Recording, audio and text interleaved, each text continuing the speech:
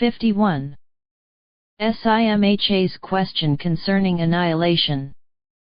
At that time many distinguished citizens were sitting together, assembled in the town hall, and spoke in many ways in praise of the Buddha, of the Dharma, and of the Sangha. Simha, the general-in-chief, a disciple of the Nigantha sect, was sitting among them. And Simha thought, truly, the Blessed One must be the Buddha, the Holy One. I will go and visit him. Then Simha, the general, went to the place where the Nigantha chief was, and having approached him, he said, I wish, Lord, to visit the Samama Gautama. Nath Buddha said, why should you, Simha, who believe in the result of actions according to their moral merit, go to visit the Samama Gautama, who denies the result of actions? The Samama Gautama, O Simha, denies the result of actions. He teaches the doctrine of non-action, and in this doctrine he trains his disciples.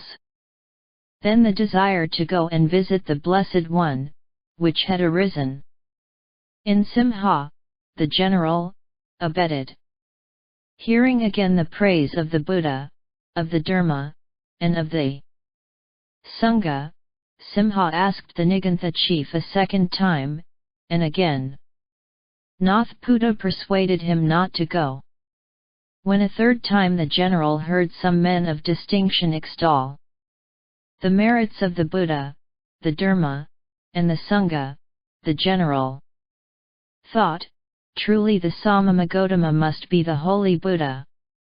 What are the Niganthas to me, whether they give their consent or not? I shall go without asking their permission to visit him, the Blessed One, the Holy Buddha. And Simha, the general, said to the Blessed One, I have heard, Lord, that the Samama Gautama denies the result of actions. He teaches the doctrine of non-action, saying that the actions of sentient beings do not receive their reward, for he teaches annihilation and the contemptibleness of all things, and in this doctrine he trains his disciples. Teachest thou the doing away of the soul and the burning away of man's being? Pray tell me, Lord, do those who speak thus say the truth, or do they bear false witness against the Blessed One, passing off a spurious dharma as thy dharma? The Blessed One said, there is a way, Simha, in which one who says so is speaking truly of me.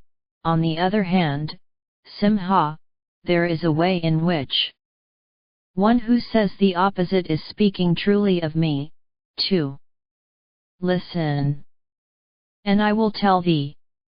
I teach, Simha, the not doing of such actions as are unrighteous, either by deed, or by word, or by thought. I teach the not bringing about of all those conditions of heart which are evil and not good. However, I teach, Simha, the doing of such actions as are righteous, by deed, by word, and by thought. I teach the bringing about of all those conditions of heart which are good and not evil. I teach, Simha, that all the conditions of heart which are evil and not good, unrighteous actions by deed, by word, and by thought, must be burnt away. He who has freed himself, Simha, from all those conditions of heart which are evil and not good, he who has destroyed them as a palm tree which is rooted out, so that they cannot grow up again, such a man has accomplished the eradication of self. I proclaim, Simha, the annihilation of egotism, of lust, of ill will, of delusion. However, I do not proclaim the annihilation of forbearance, of love, of charity, and of truth. I deem, Simha, unrighteous actions contemptible, whether they be performed by deed, or by word, or by thought, but I deem virtue and righteousness praiseworthy. And Simha said, one doubt still lurks in my mind concerning the doctrine of the Blessed One. Will the Blessed One consent to clear the cloud away so that I may understand the Dharma as the Blessed One teaches it? The Tathagat having given his consent, Simha continued, I am a soldier, O Blessed One, and am appointed by the king to enforce his laws and to wage his wars. Does the Tathagat who teaches kindness without end and compassion with all sufferers, permit the punishment of the criminal? And further, does the Tathagat declare that it is wrong to go to war for the protection of our homes, our wives, our children, and our property? Does the Tathagat teach the doctrine of a complete self-surrender, so that I should suffer the evildoer to do what he pleases and yield submissively to him who threatens to take by violence what is my own? Does the Tathagat maintain that all strife, including such warfare as is waged for a righteous cause, should be forbidden? The Buddha replied, he who deserves punishment must be punished, and he who is worthy of favor must be favored. Yet at the same time he teaches to do no injury to any living being but to be full of love and kindness. These injunctions are not contradictory, for whosoever must be punished for the crimes which he has committed, suffers his injury not through the ill will of the judge but on account of his evil doing. His own acts have brought upon him the injury that the executor of the law inflicts. When a magistrate punishes, let him not harbor hatred in his breast, yet a murderer, when put to death, should consider that this is the fruit of his own act. As soon as he will understand that the punishment will purify his soul, he will no longer lament his fate but rejoice at it. And the Blessed One continued, the Tathagat teaches that all warfare in which man tries to slay his brother is lamentable, but he does not teach that those who go to war in a righteous cause, after having exhausted all means to preserve the peace, are blameworthy. He must be blamed who is the cause of war.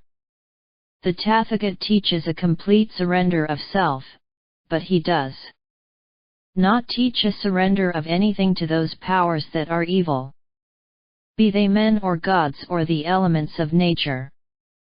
Struggle must be, for all life is a struggle of some kind.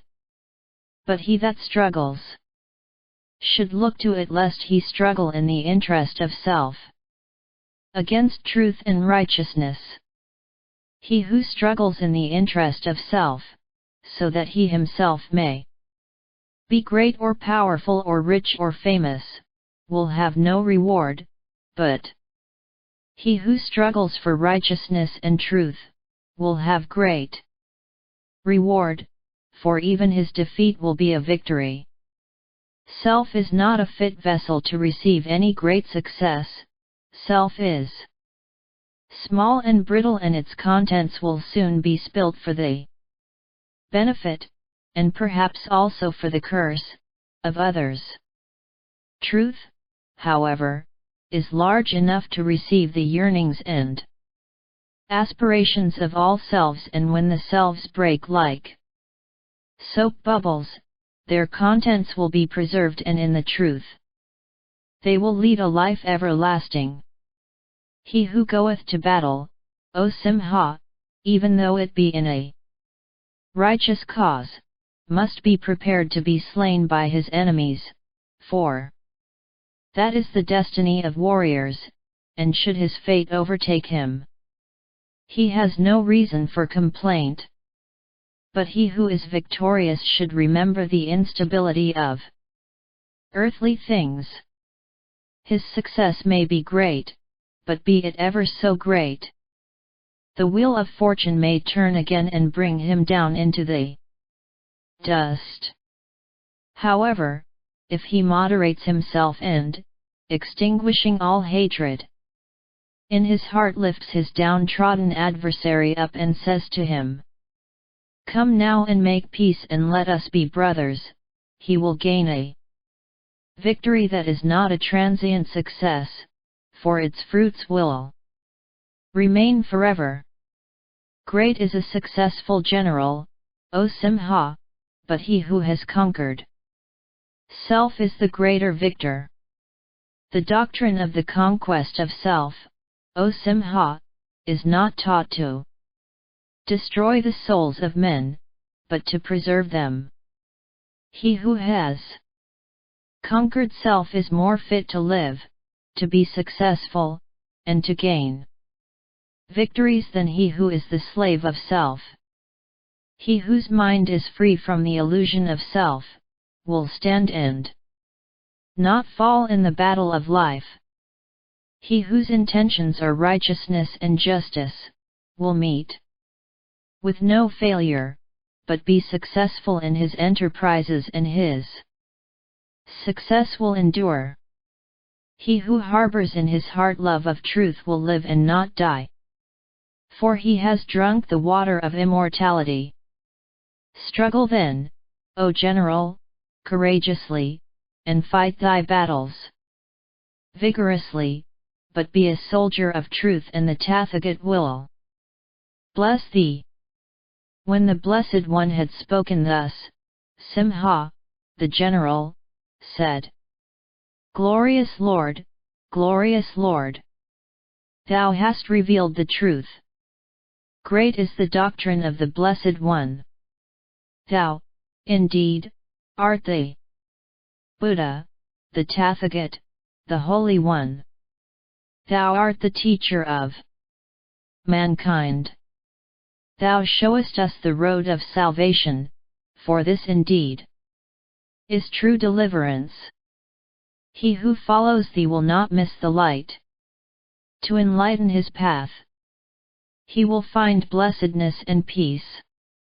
I take my refuge, Lord, in the Blessed One, and in his doctrine, and in his brotherhood.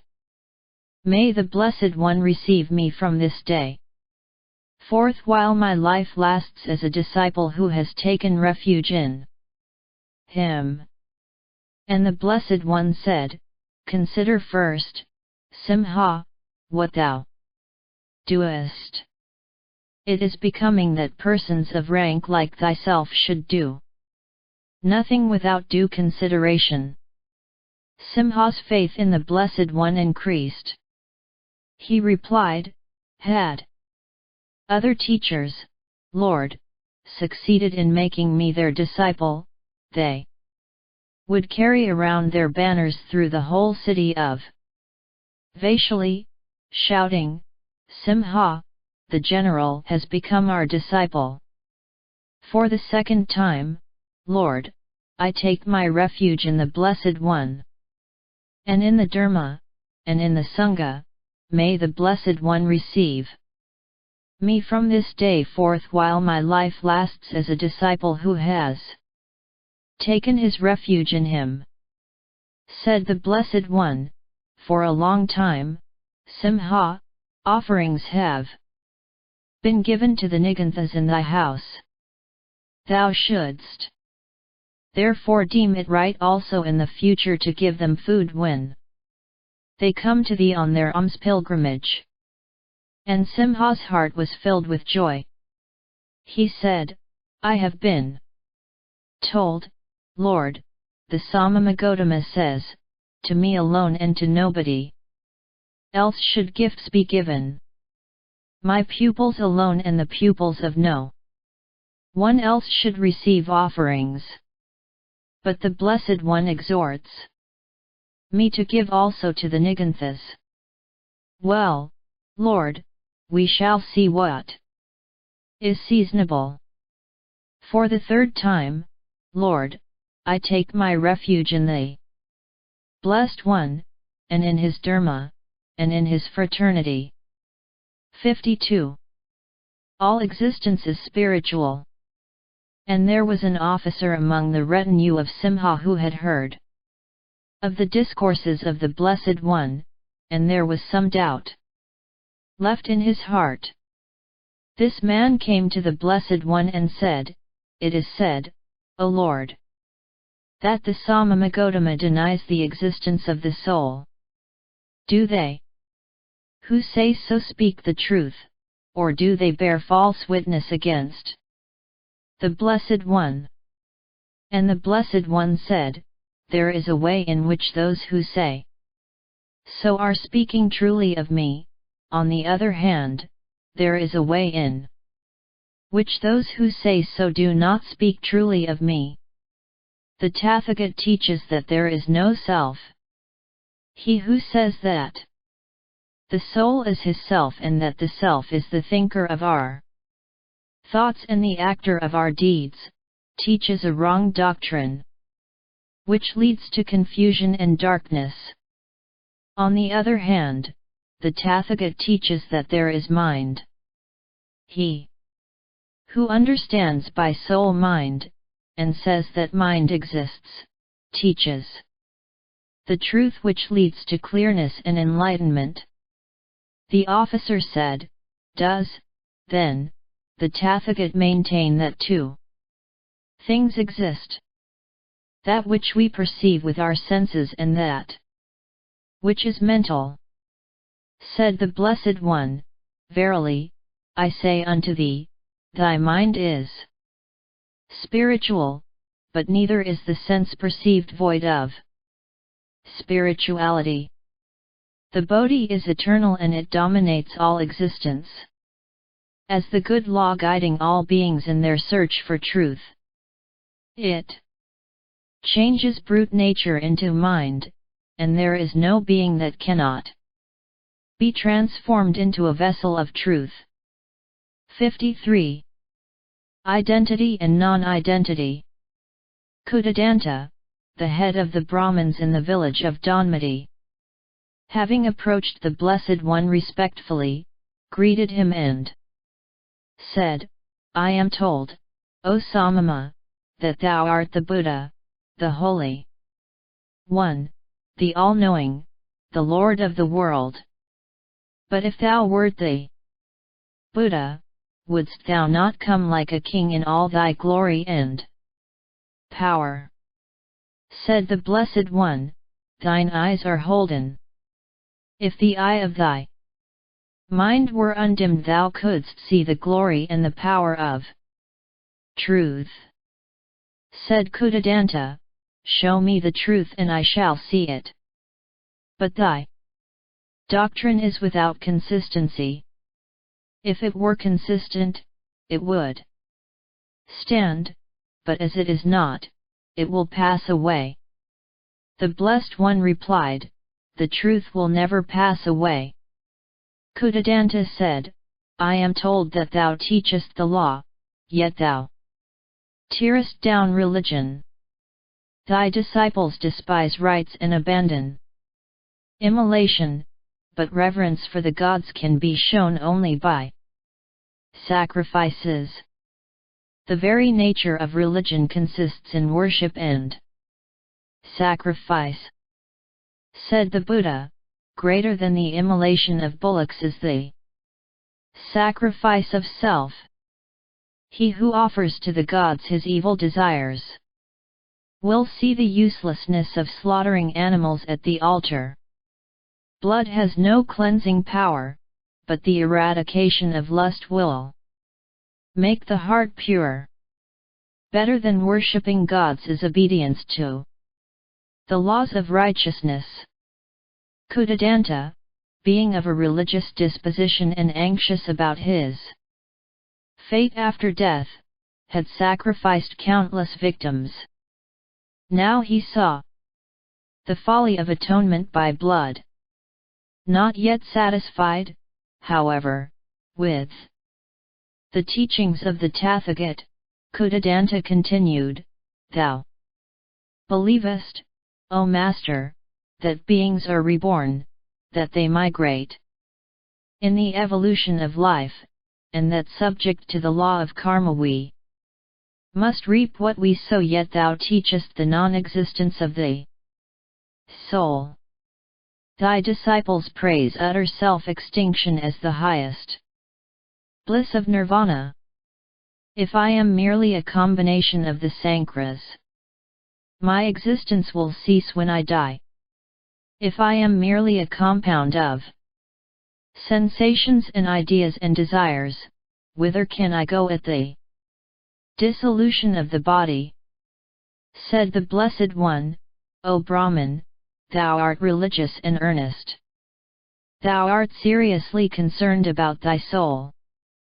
Yet is thy work in vain because thou art lacking in the one thing that is needful. There is rebirth of character, but no transmigration of a self.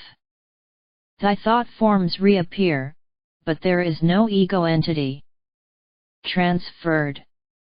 The stanza uttered by a teacher is reborn in the scholar who repeats the words. Only through ignorance and delusion do men indulge in the dream that their souls are separate and self-existent entities. Thy heart, O Brahman, is cleaving still to self. Thou art anxious about heaven, but thou seekest the pleasures of self in heaven, and thus thou canst not see the bliss of truth and the immortality of truth. Verily I say unto thee, the Blessed One has not come to teach death, but to teach life, and thou discernest not the nature of living and dying. This body will be dissolved, and no amount of sacrifice will save it. Therefore, seek thou the life that is of the mind. Where self is, truth cannot be, yet when truth comes, self will disappear. Therefore, let thy mind rest in the truth, propagate the truth. Put thy whole will in it, and let it spread. In the truth thou shalt live forever. Self is death and truth is life. The cleaving to self is a perpetual dying, while moving in the truth is partaking of nirvana, which is life everlasting. Kudadanta said, "Where, O Venerable Master, is nirvana?" "Nirvana is wherever the precepts are obeyed," replied the Blessed One. "Do I understand thee aright?" rejoined the Brahman, "that nirvana is not a place, and being nowhere it is without reality?" "Thou dost not understand me aright," said the Blessed One. "Now listen and answer these questions. Where does the wind dwell?" "Nowhere," was the reply. Buddha retorted, "Then, sir, there is no such thing as wind." Kudadanta made no reply, and the Blessed One asked again, "Answer me, O Brahman, where does wisdom dwell?" "Is wisdom a locality?" "Wisdom has no allotted dwelling place," replied Kudadanta. Said the Blessed One, "Meanest thou that there is no wisdom, no enlightenment, no righteousness, and no salvation, because nirvana is not a locality? As a great and mighty wind which passeth over the world in the heat of the day, so the Tathagat comes to blow over the minds of mankind with the breath of his love, so cool, so sweet, so calm, so delicate, and those tormented by fever assuage their suffering and rejoice at the refreshing breeze. Said Kudadanta, I feel, O Lord, that thou proclaimest a great doctrine, but I cannot grasp it. Forbear with me that I ask. Again, tell me, O Lord, if there be no Atma, how can there be immortality? The activity of the mind passeth, and our thoughts are gone when we have done thinking. Buddha replied, our thinking is gone, but our thoughts continue. Reasoning ceases, but knowledge remains. Said Kudadanta, how is that? Is not reasoning and knowledge the same? The Blessed One explained the distinction by an illustration. It is as when a man wants, during the night, to send a letter, and after having ID's clerk called, has a lamp lit, and gets the letter written. Then, when that has been done, he extinguishes the lamp. But though the writing has been finished and the light has been put out, the letter is still there. Thus does reasoning cease and knowledge remain, and in the same way mental activity ceases, but experience, wisdom, and all the fruits of our acts endure.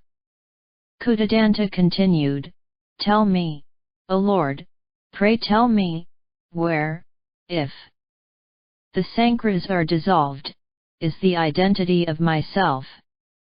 If my thoughts are propagated, and if my soul migrates, my thoughts cease to be my thoughts and my soul ceases to be my soul.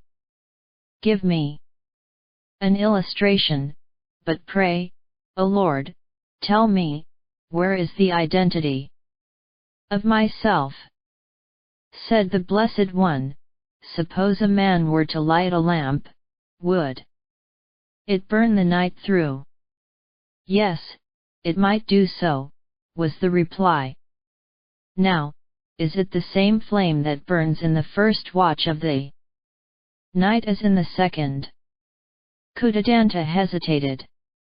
He thought yes, it is the same flame, but fearing the complications of a hidden meaning, and trying to be exact, he said, no, it is not. Then, continued the Blessed One, there are flames, one in the first watch and the other in the second watch. No, sir, said Kudadanta. In one sense it is not the same flame, but in another sense it is the same flame. It burns the same kind of oil, it emits the same land of light, and it serves the same purpose. Very well, said the Buddha, and would you call those flames the same that have burned yesterday and are burning now in the same lamp, filled with the same kind of oil, illuminating the same room? They may have been extinguished during the day, suggested Kudadanta. Said the Blessed One, suppose the flame of the first watch had been extinguished during the second watch, would you call it the same if it burns again in the third watch?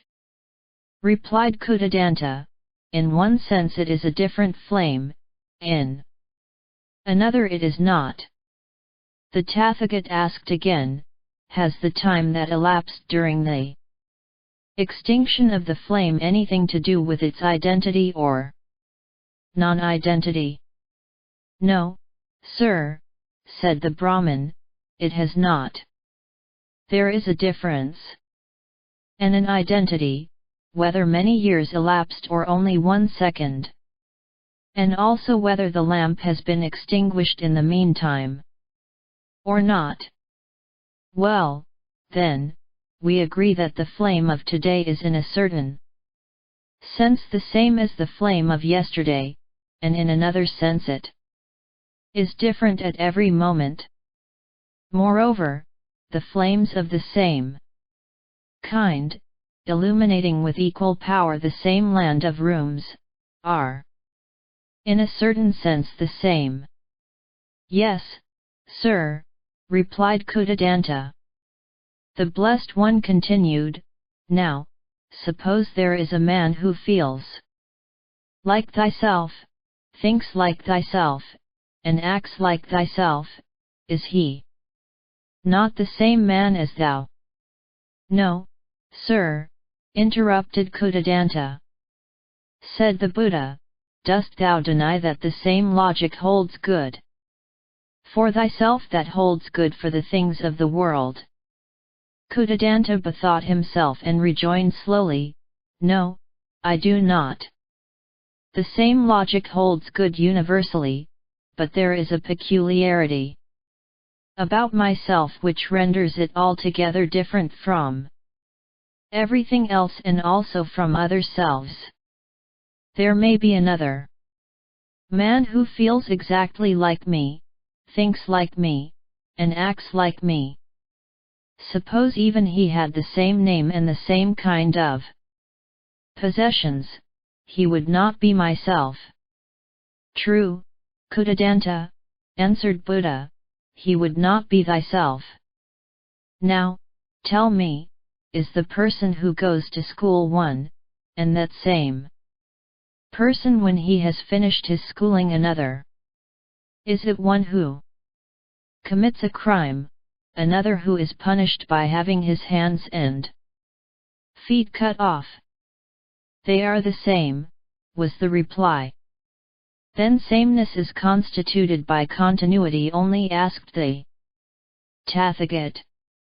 Not only by continuity, said Kudadanta, but also and mainly by identity of character.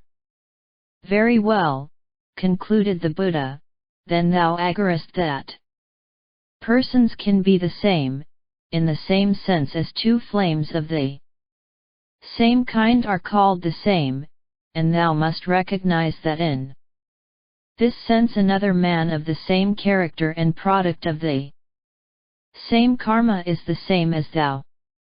Well, I do, said the Brahmin. The Buddha continued, and in this same sense alone art thou the same today as yesterday. Thy nature is not constituted by the matter of which thy body consists, but by thy sankharas, the forms of the body, of sensations, of thoughts. Thy person is the combination of the sankharas. Wherever they are, thou art. Whithersoever they go, thou goest. Thus thou wilt recognize in a certain sense an identity of thyself, and in another sense a difference. But he who does not recognize the identity should deny all identity, and should say that the questioner is no longer the same person as he who a minute after receives the answer. Now consider the continuation of thy personality, which is preserved in thy karma.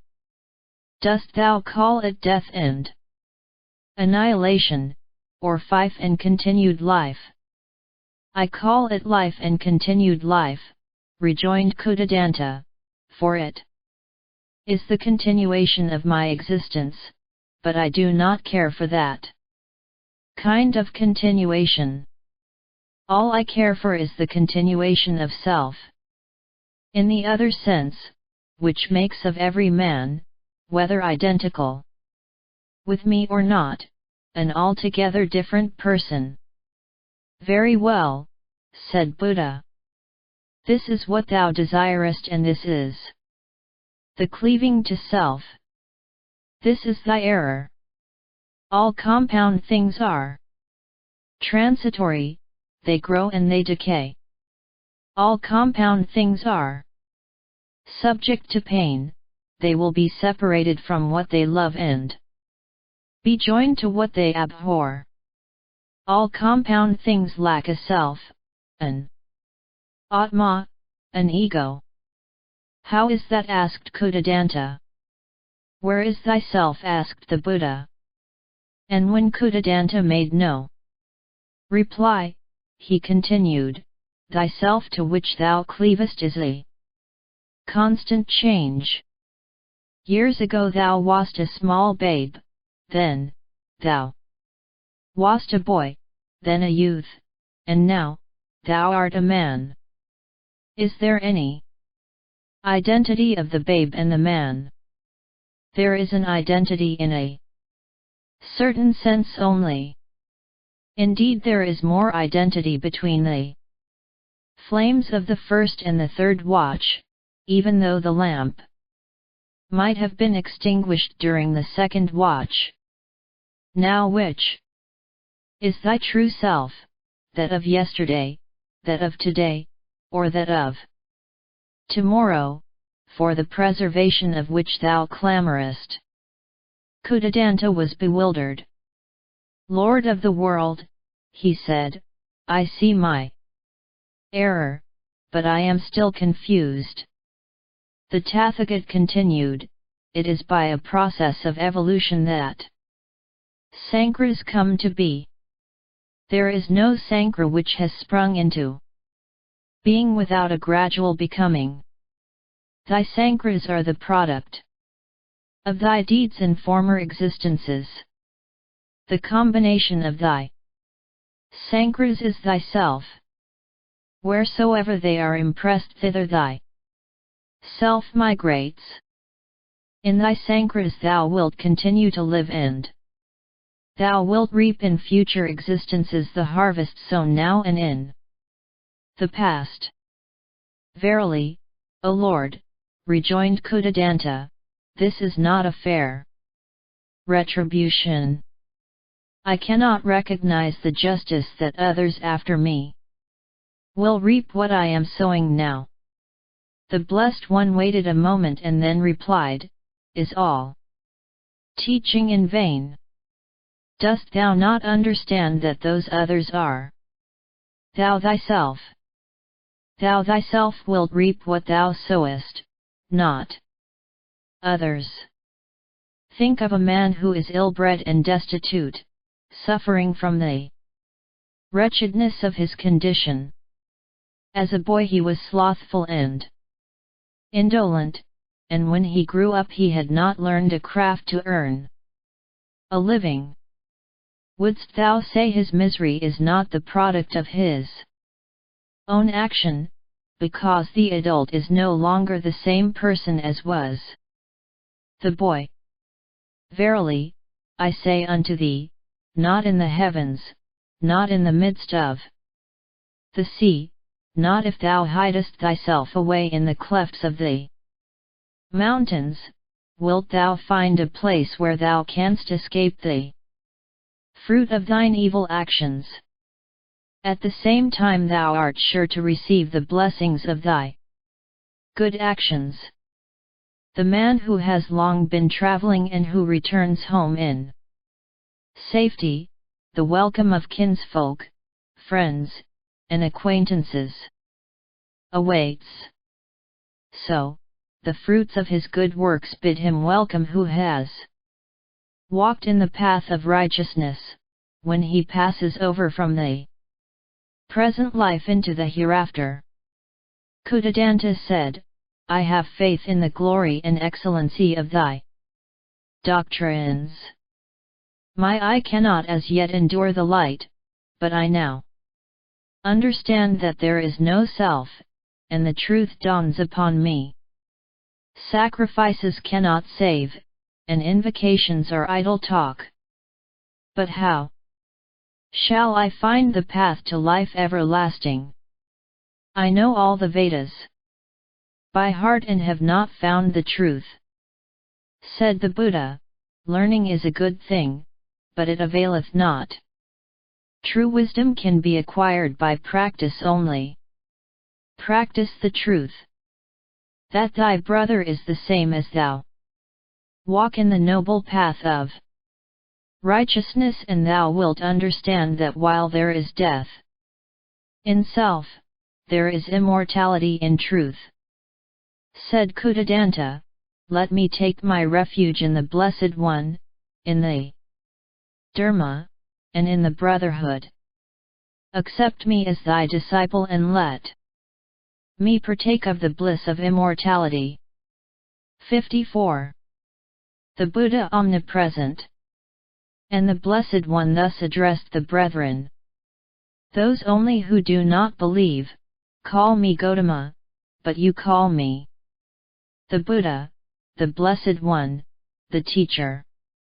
And this is right, for I have in this life entered nirvana, while the life of Gautama has been extinguished.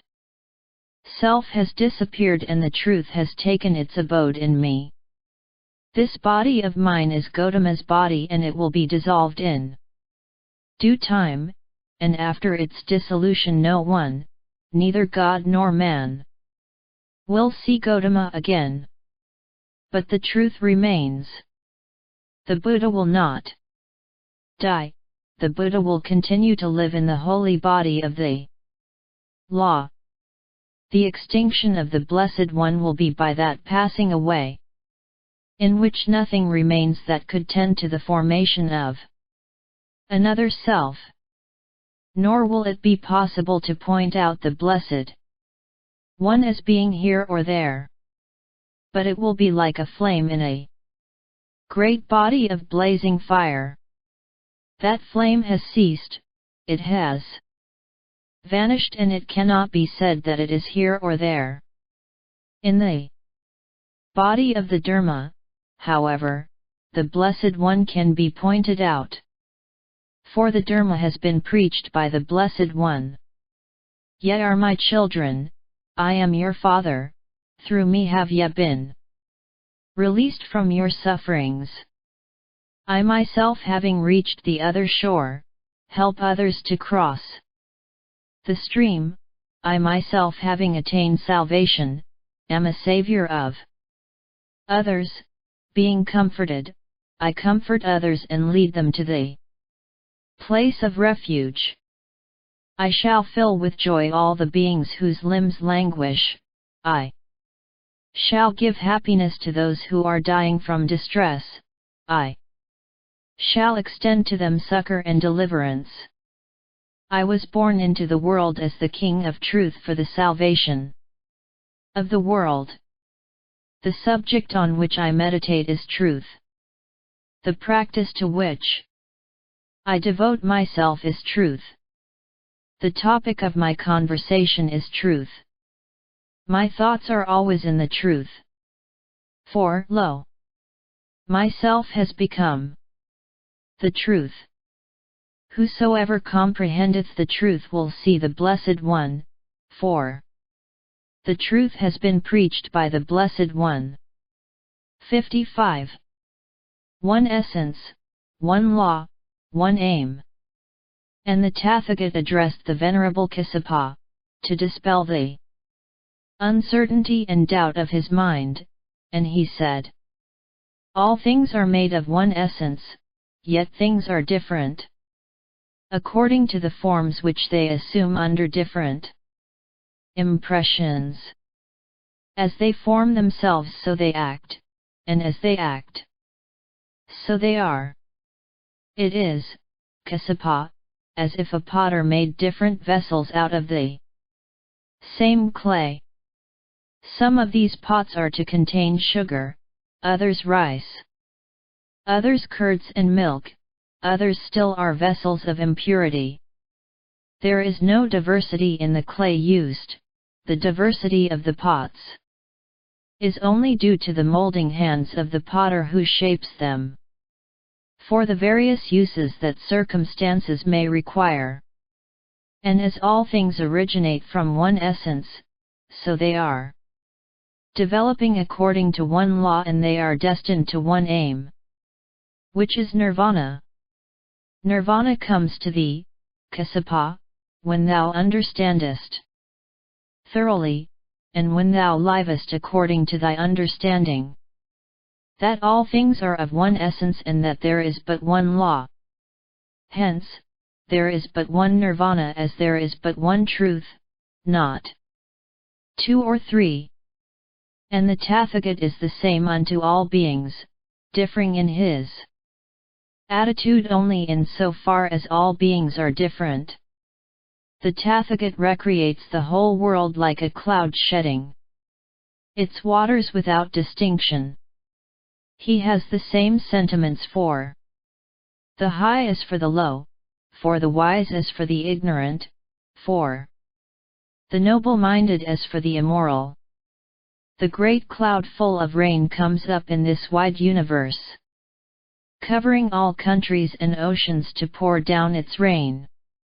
Everywhere, over all grasses, shrubs, herbs, trees of various species, families of plants of different names growing on the earth, on the hills, on the mountains, or in the valleys. Then, Kassapa, the grasses, shrubs, herbs, and wild trees suck the water emitted from that great cloud which is all of one essence and has been abundantly poured down, and they will, according to their nature, acquire a proportionate development, shooting up and producing blossoms and their fruits in season. Rooted in one and the same soil, all those families of plants and germs are quickened by water of the same essence. The Tathagata, however, O Kassapa, knows the law whose essence is salvation, and whose end is the peace of nirvana. He is the same to all, and yet knowing the requirements of every single being, he does not reveal himself to all alike. He does not impart to them at once the fullness of omniscience, but pays attention to the disposition of various beings. 56. The lesson given to Rahul. Before Rahul, the son of Gautama Siddhartha and Yasodhara, attained to the enlightenment of true wisdom, his conduct was not always marked by a love of truth, and the Blessed One sent him to a distant vihar to govern his mind and to guard his tongue. After some time the Blessed One repaired to the place, and Rahul was filled with joy. And the Blessed One ordered the boy to bring him basin of water, and to wash his feet, and Rahul obeyed.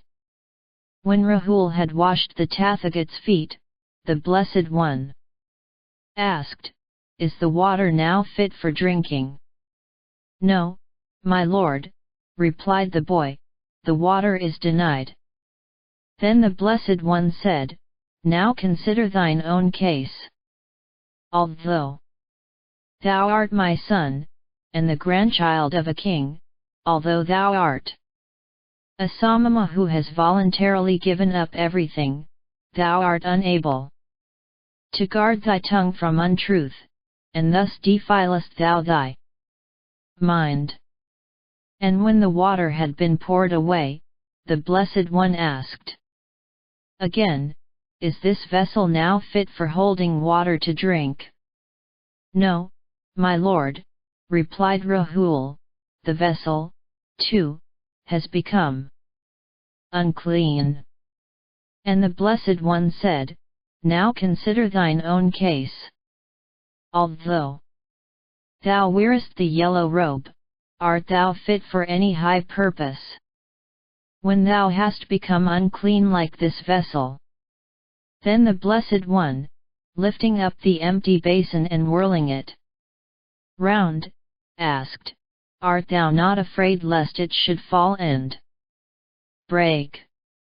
"No, my lord," replied Rahul, "the vessel is but cheap, and its loss will not amount to much. Now consider thine own case, said the Blessed One.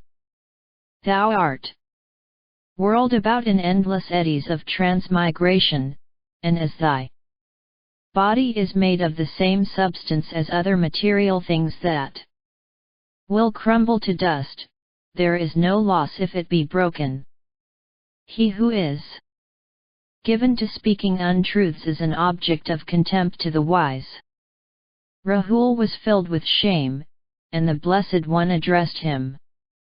Once more, listen, and I will tell thee a parable. There was a king who had a very powerful elephant, able to cope with 500 ordinary elephants. When going to war, the elephant was armed with sharp swords on his tusks, with scythes on his shoulders, spears on his feet, and an iron ball at his tail. The elephant master rejoiced to see the noble creature so well equipped, and, knowing that a slight wound by an arrow in the trunk would be fatal, he had taught the elephant to keep his trunk well coiled up. But during the battle the elephant stretched forth his trunk to seize a sword. His master was frightened and consulted with the king, and they decided that the elephant was no longer fit to be used in battle. O Rahul! If men would only guard their tongues, all would be well. Be like the fighting elephant who guards his trunk against the arrow that strikes in the center. By love of truth the sincere escape iniquity. Like the elephant, well subdued and quiet, who permits the king to mount on his trunk, thus the man that reveres righteousness will endure faithfully throughout his life. Rahul, hearing these words, was filled with deep sorrow. He never again gave any occasion for complaint, and forthwith he sanctified his life by earnest exertions. 57. The Sermon on Abuse. And the Blessed One observed the ways of society and noticed how much misery came from malignity and foolish offences done only to gratify vanity and self-seeking pride. And the Buddha said, if a man foolishly does me wrong, I will return to him the protection of my ungrudging love.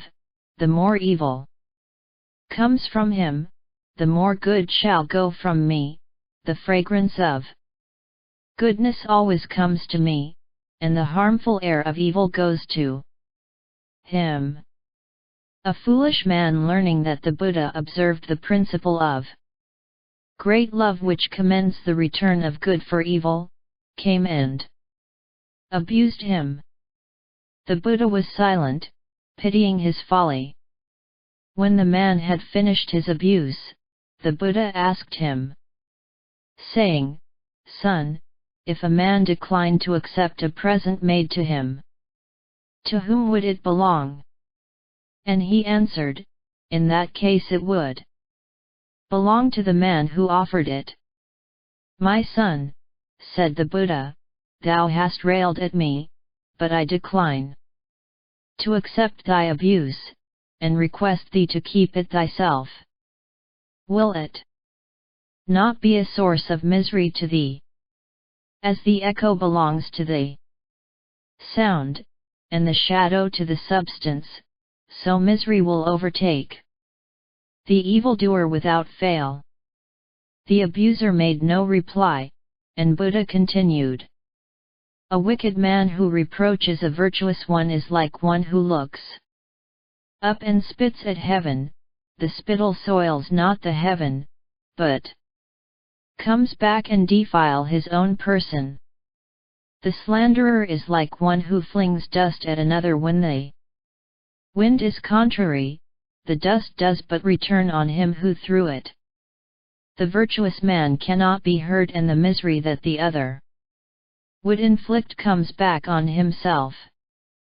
The abuser went away ashamed, but he came again and took refuge in the Buddha, the Dharma, and the Sangha. 58. The Buddha replies to the Deva. On a certain day when the Blessed One dwelt at Jetavana, the garden of Anathapindaka, a celestial Deva came to him in the shape of a Brahmin whose countenance was bright and whose garments were white like snow. The Deva asked questions which the Blessed One answered. The Deva said, "What is the sharpest sword? What is the deadliest poison? What is the fiercest fire? What is the darkest night?" The Blessed One replied, "A word spoken in wrath is the sharpest sword, covetousness is the deadliest poison, passion is the fiercest fire, ignorance is the darkest night." The Deva said, "Who gains the greatest benefit? Who loses most? Which armor is invulnerable? What is the best weapon?" The Blessed One replied, "He is the greatest gainer who gives to others, and he loses most who greedily receives without gratitude. Patience is an invulnerable armor, wisdom is the best weapon." The Deva said, "Who is the most dangerous thief? What is the most precious treasure? Who is most successful in taking away by violence not only on earth, but also in heaven? What is the securest treasure trove?" The Blessed One replied, "Evil thought is the most dangerous thief, virtue is the most precious treasure. The mind takes possession of everything not only on earth, but also in heaven. And immortality is its securest treasure trove." The Deva said, "What is attractive? What is disgusting? What is the most horrible pain? What is the greatest enjoyment?" The Blessed One replied, "Good is attractive, evil is disgusting. A bad conscience is the most tormenting pain, deliverance is the height of bliss." The Deva asked, "What causes ruin in the world? What breaks off friendships? What is the most violent fever? Who is the best physician?" The Blessed One replied, "Ignorance causes the ruin of the world. Envy and selfishness break off friendships. Hatred is the most violent fever, and the Buddha is the best physician." The Deva then asked and said, "Now I have only one doubt to be solved, pray, clear it away. What is it? Fire can neither burn, nor moisture corrode, nor wind crush down, but is able to reform the whole world." The Blessed One replied, "Blessing. Neither fire, nor moisture, nor wind can destroy the blessing of a good deed, and blessings reform the whole world." The Deva, having heard the words of the Blessed One, was full of exceeding joy. Clasping his hands, he bowed down before him in reverence, and disappeared suddenly from the presence of the Buddha. 59. Words of instruction. The bhikkhus came to the Blessed One, and having saluted him with clasped hands they said, "O Master, thou all-seeing one, we all wish to learn, our ears are ready to hear, thou art our teacher, thou art incomparable. Cut off our doubt, inform us of the blessed Dharma, O thou of great understanding, speak in the midst of us, O thou who art all-seeing, as is the thousand-eyed Lord of the gods." We will ask the Muni of great understanding, who has crossed the stream, gone to the other shore, is blessed and of a firm mind. How does a bhikkhu wander rightly in the world, after having gone out from his house and driven away desire? The Buddha said, let the bhikkhu subdue his passion for human and celestial pleasures, then, having conquered existence, he will command the Dharma. Such a one will wander rightly in the world. He whose lusts have been destroyed, who is free from pride, who has overcome all the ways of passion, is subdued, perfectly happy, and of a firm mind. Such a one will wander rightly in the world. Faithful is he who is possessed of knowledge, seeing the way that leads to nirvana, he who is not a partisan, he who is pure and virtuous, and has removed the veil from his eyes. Such a one will wander rightly in the world. Said the bhikkhus, certainly, O Bhagavat, it is so, whichever bhikkhu lives in this way, subdued and having overcome all bonds. Such a one will wander rightly in the world. The Blessed One said, whatever is to be done by him who aspires to attain the tranquility of nirvana, let him be able and upright, conscientious and gentle, and not proud.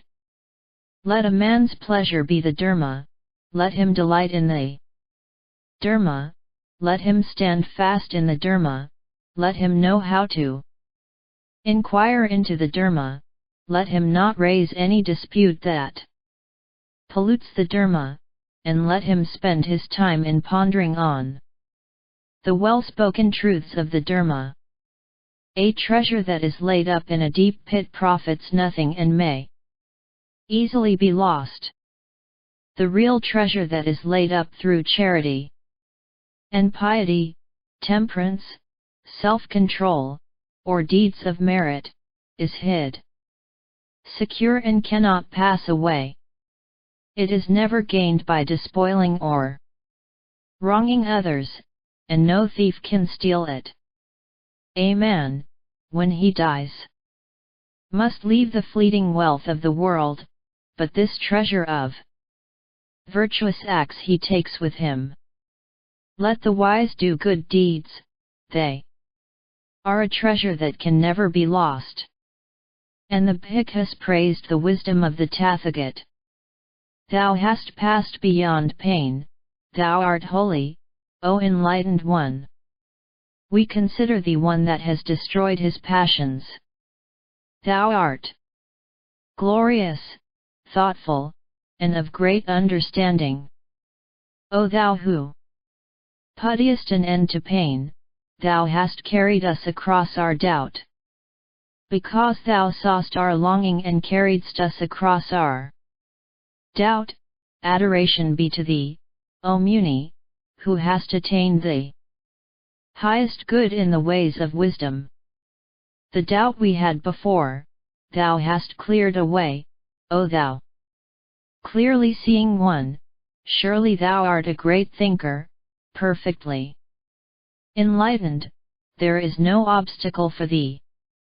And all thy troubles are scattered and cut off, thou art calm, subdued, firm, truthful. Adoration be to thee, O noble sage, adoration be to thee, O thou best of beings, in the world of men and gods there is none equal to thee. Thou art the Buddha, thou art the Master, thou art the Muni that conquers Mar, after having cut off desire thou hast crossed over, and carriest this generation to the other shore.